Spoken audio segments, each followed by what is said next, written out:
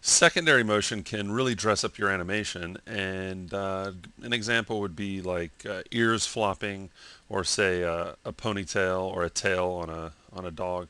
And what I thought we could do is take a look at a way to automate that, to use a dynamic type solution on bones to automate the little secondary motion. So I got this character here, and I thought we could throw 5, 6 bones and take a look. So I'm going to jump over to the back view, okay, and set up draw child bones, and I'm just going to draw one big bone for the body. I'm going to come over here for this arm, back up to the first bone I drew, and draw one for this arm, back up, and in the side view, I'm going to draw bone here,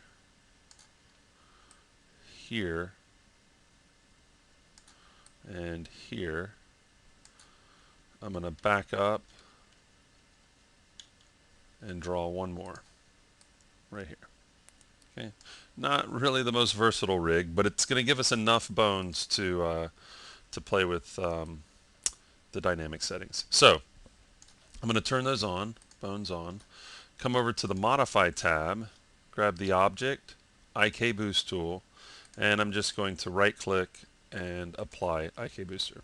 If you don't want to right click and apply IK Booster, you can always go and add it in the Add Custom Object right here. Okay, so what I'm going to do is set up a basic little animation. I'm going to grab T for move, and I'm going to take the main object, the character, come over to keyframe 10, set a keyframe, come to 15, watch this award-winning animation in process. He's gonna jump up, and then on frame 20, he's going to come back down. So I'm just gonna use the same keyframe from 0. Look at that, man. That's big time. So I'm going to go ahead and have some secondary motion take place. I thought we could have his head kind of wobble from the motion. So I'm going to go over to the IK Boost tool, and I want the tip of this bone to kind of wobble. We can picture that if it were like a, say, ears on a character, big floppy ears. We could have multiple bones as well, but I don't want it to move around from here. So I'm going to right click and I'm going to fix that bone. And I'm going to go ahead and fix this bone because we're going to do something later with this bone. Okay, so I think I'm pretty much ready to go. All I need to do is select the bone that I want to apply the dynamic effect to, and I can either open up the dope track, but I actually, when working with this function, I actually like using the IKB bar right above the timeline. It gives me numeric feedback and stuff like that. So I'm just going to start on frame. I'm going to right click and drag, and see, as I'm right clicking and dragging, it says 10 to 50. Now I can read 10 to 50 on the timeline, but it's kind of nice getting that display. Okay, I'm going to let up and I get a whole new menu, and I'm going to choose dynamic effect. Okay, let me bring this over here, and I'm going to say, let me add a little bit of spring, lower the resistance a little bit. I'm going to lower the weight and do something like this. Now, if I would have had settings, the settings on the actual IK Boost handle, it would have read here, and we'll see that whenever we apply it to another item. But I'm going to go ahead and click OK. It bakes the keys. I've got a keyframe for every frame, and look, as the character starts going down, the bone starts going down, and then it comes up, and then comes back down. Okay. Now, depending on the spring value and the weight and the resistance, will be what takes place. I also noticed that I'm not really digging the stretching there, so I'm going to go to Object, Properties, set my subdivision order to last. Then I'm going to go over to this bone P for properties, and I'm going to set that bone to head, and then I just have two quick weight maps. It'll allow me to kind of separate this stuff. There we go. So now it's not stretching. The top of the head can just be set for that bone. Okay. Now, if I don't like that setup, I don't like the way it's looking, I can always select this, right-click, drag, dynamic effect, and I can change. I'm going to make it really springy.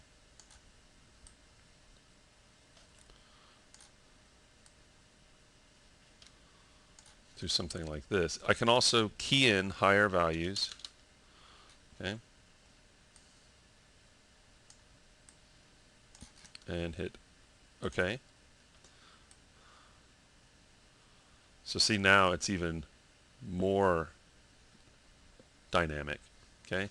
It's going through, so I'd probably lower that. But let's go ahead and keep that there, and let's take a look at, I was mentioning that you could set settings. So I want to fix the end of both of these bones, but they're right on top of each other. So I'm just going to right-click, Options, Controller Edit,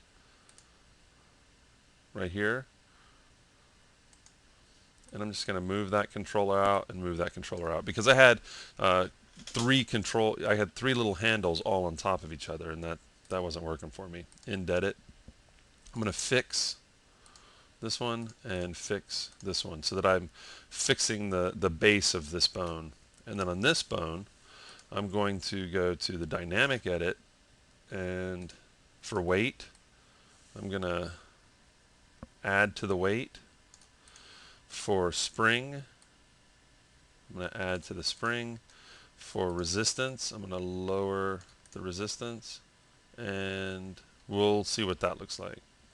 Okay, so I'll back up, grab a couple frames, dynamic effects. See, those values are input for me. I don't have to go, and I can still adjust it, but I'm going to click OK. I use some crazy numbers, so we'll see. There we go. Okay, so we get a little bit of a little delay going on our hand there, and then once it rests, it's still got the motion, so it kind of springs. So we'll do the same thing over here.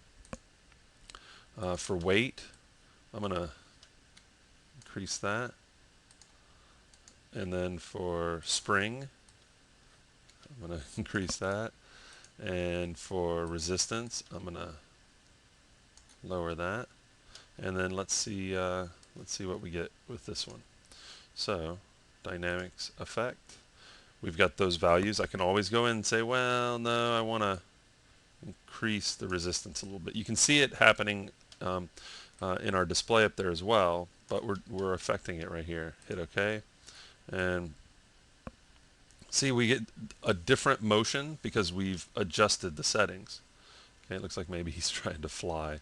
Okay, so that's a quick look at the dynamics effect option in IK Booster, but there's another one that I want to show while we're here and we've got this set up that's pretty interesting. It's record motion. So I'm gonna just take a quick little look here. I'm gonna change this. I don't need to be in dynamics for this, and let's just say that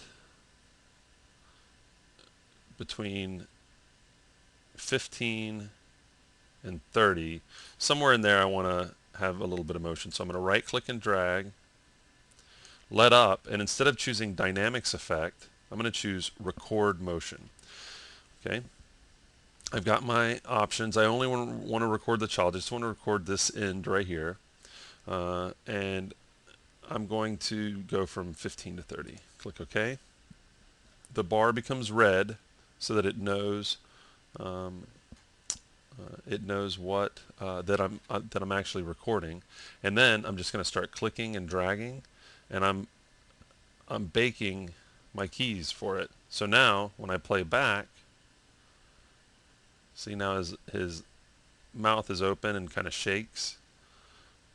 Okay, I recorded the motion that I was doing with my mouth, and I can always adjust the settings so that I have finer control, or I can go a bit broader with that. So now I have, with only animating the character jumping up and down, I've got the arms moving, the head moving, and the lower jaw kind of shaking. So you can, of course, use a more complex rig and have all the bones in there. If you had an ear and you wanted it to flop, you could have multiple bones, give each bone different weight and spring and resistance. And then, instead of just clicking the tip and saying child, you would click maybe the root of the hierarchy that you want, like the root of the ear setup. And if you did child, you could have it do the dynamics effect on the entire chain. Okay, so that's just a quick look at using the dynamics effect and the record motion options in IK Booster. It's a great way to do some secondary motion pretty fast, based off of, now record motion isn't based off of the motion of the character, but dynamics effect is. But the record motion I threw in there just because it's another way to get some quick keyframes on there for secondary motion, or you can use it for primary motion if you'd like. But I usually use those two options when I want some secondary motion.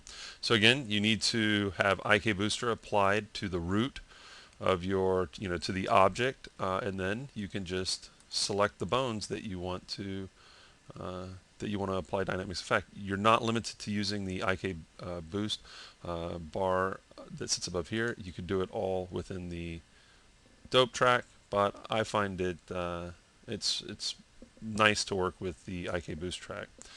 So there you go.